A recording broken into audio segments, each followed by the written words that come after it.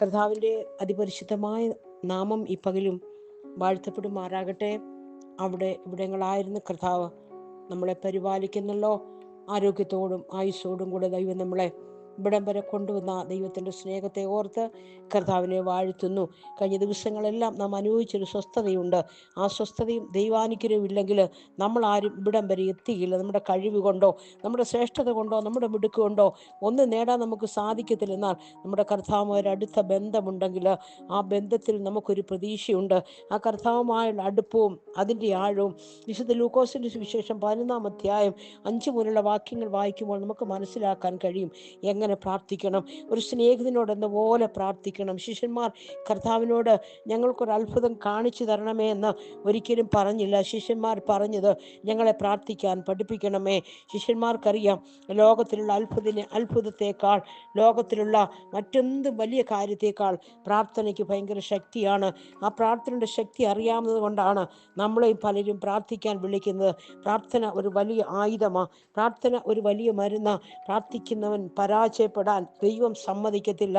ലോകത്തിൽ ആരുടെ മുൻപിൽ മുട്ടുകുത്തുവാൻ കർത്താവ് സമ്മതിക്കത്തില്ല. അത്രയ്ക്ക് ശക്തിയുള്ളതാ പ്രാർത്ഥനയുടെ മുൻപിൽ പല പ്രതിസന്ധികളും വഴിമാറിപ്പോവും. പ്രാർത്ഥിക്കുന്ന നമുക്ക് വലിയ സാഹിത്യമോ ഒന്നും അറിയണമെന്നില്ല.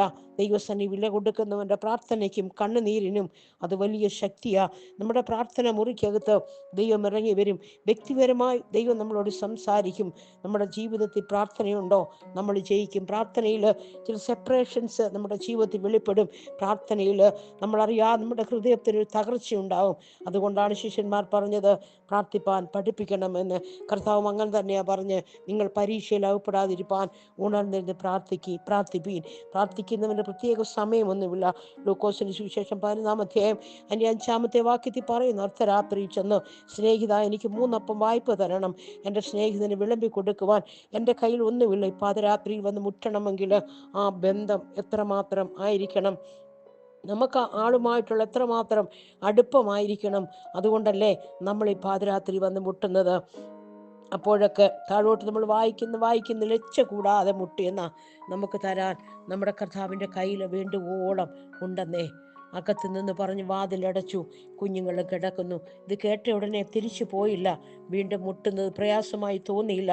അവിടെ തന്നെ നിന്നു. അതുകൊണ്ട് എഴുന്നേറ്റ് വേണ്ടുന്നത് കൊടുത്തു. കർത്താവ് നമുക്ക് വേണ്ടുന്നത് തരാൻ ശക്തനാ. ഒരു പക്ഷേ ദൈവം നമ്മെ ഏൽപ്പിച്ച ചില ശുശ്രൂഷകളായിരിക്കാം. ആ ശുശ്രൂഷയിൽ ചില കുടുംബത്തിൻ്റെ ആശ്വാസം കണ്ടെത്തണമെന്നും അനേകർ വിടുവിക്കപ്പെടണമെന്നും കർത്താവ് എന്നെയും നിങ്ങളെക്കുറിച്ച് ആഗ്രഹിക്കുന്നുണ്ടായിരിക്കാം. ചില തകർന്നവരുടെ അടുക്കിലേക്ക് നിന്നിലൂടെ കേൾക്കുന്ന വചനത്തിൻ്റെ ശബ്ദമായിരിക്കാം അവർ വിടുവിക്കപ്പെടുന്നത്. മോശ കൈ ഉയർത്തി പ്രാർത്ഥിക്കണം. നീ ഞങ്ങൾക്ക് മുമ്പായി പുറപ്പെടണം. പെട്ടകത്തിൻ്റെ മുൻപിൽ നിന്ന് മോശ കൈ ഉയർത്തി പ്രാർത്ഥിച്ചതുപോലെ പ്രാർത്ഥിക്കണം. മോശയുടെ കയ്യിലെ വടി കൊണ്ട് എന്തെല്ലാം ചെയ്തു. മടി നിലത്തിട്ടപ്പോൾ അത് പാമ്പായി. കയ്യിലെടുത്തപ്പോൾ വീണ്ടും അത് അങ്ങനെ തന്നെയായി. ആ വടി വെള്ളത്തിലടിച്ചപ്പോൾ അത് രണ്ടായി. പാറയടിച്ചപ്പോൾ വെള്ളം വന്നു. ദൈവസന്നിധി വില കൊടുത്തവൻ്റെ കയ്യിൽ മറ്റു പ്രാർത്ഥനയേക്കാൾ പ്രാർത്ഥനയ്ക്ക് വലിയ ശക്തിയുണ്ട്. പ്രാർത്ഥനയ്ക്ക് ഒരു സാമ്രാജ്യത്തിൻ്റെ അടിവേരനെ ഇറക്കുവാൻ കഴിയുന്ന ശക്തിയുണ്ട്. യാബോക്ക് കടൽ തീരത്ത് നിന്ന് ഒറ്റയ്ക്ക് പ്രാർത്ഥിച്ചു.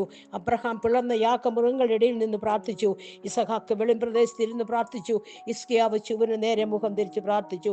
പ്രശ്നങ്ങളും പ്രതികൂലങ്ങളും ഒക്കെ കടന്നു വരുമ്പോൾ നാം പ്രാർത്ഥനയിൽ മടുക്കുന്നവരാകരുത്. അതുകൊണ്ട് ഒരു സ്നേഹിതനോട് കാര്യങ്ങൾ പറയുന്ന പോലെ കർത്താവ് നമ്മളോട് സംസാരിക്കും. അവൻ നമ്മുടെ പ്രാർത്ഥനാ മുറിയിൽ ഇറങ്ങി വരും. അവൻ നമ്മുടെ പ്രാർത്ഥനാ പായിൽ ഇറങ്ങി വരും. പ്രശ്നങ്ങൾ കടന്നു വരുമ്പോൾ, പ്രതികൂലങ്ങൾ കടന്നു വരുമ്പോൾ, പ്രതിസന്ധികൾ കടന്നു വരുമ്പോൾ ഓരോ ദിവസം തോറും പ്രാർത്ഥനയിൽ മടുത്തു പോകാതെ കർത്താവ് നമ്മളോട് സംസാരിക്കുവാനിടയായി തീരും. അവൻ പിതാവില്ലാത്തവർക്ക് നല്ലൊരു പിതാവാ. പെറ്റമ്മയെ കവിഞ്ഞ് അവൻ ആത്രവാനാ. വിധവയ്ക്ക് അവൻ കാന്തനാ. അങ്ങനെയെങ്കിൽ ഇന്ന് പകൽക്കാലവും നമ്മുടെ അടുത്തേക്ക് ചെവി ചായ്ച്ച് ഇറങ്ങി വരുന്നവനാ ആ കർത്താവ്. ആ കർത്താവിൻ്റെ കരങ്ങളിൽ നമ്മുടെ സമസ്ത കാര്യങ്ങളും ഏൽപ്പിക്കാം. അവൻ നമ്മുടെ സമസ്ത കാര്യങ്ങളും നന്നായി ചെയ്യുന്ന ദൈവമാ.